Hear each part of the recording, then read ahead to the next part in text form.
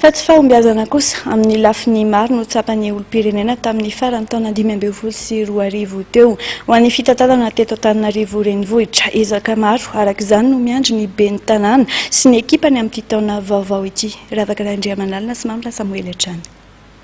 Nanasongadina ny farany taona 2024 teo ny fahatsapan'ny olom-pirenena ny tsy fahombiazana maro hita teo amin'ny lafiny sosialy ary dia miopana amin'io avokoa no andrasan'ny olom-pirenena indrindra fa ho an'ny eto Antananarivo renivohitra amin'ity taona vaovao ity.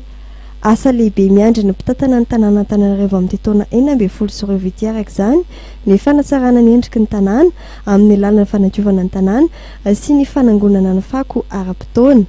Fa io ihany koa ny lalana izay maro dia maro no simba sy ahitana lavaka na dia andro vitsimonja aza isian'ny orana.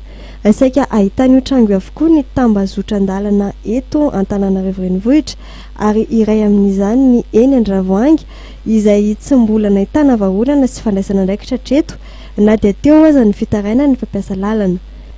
Teboka lehibe mbola trehan'ny mpitantana ny tanàna Antananarivo amin'ity taona ity ihany koa ny fandamenana ny fifamoivoizana amin'ny alalan'ny fanalefahana ny fitohanana ny fiarakodia ary farany eo ihany koa ny fandamenana ny tsena. Dia izy ihany koa tompo-kilasy sy tokovavy no entiko manakatona tanteraka ny fampalalam-baovao amin'izao alina izao. Mankasitraka anao manjohy hatrany ny fahita lavitry ny MATV ary manome fotoananao indray ao anatin'ny fampalalam-baovao hatramin'ny tenako.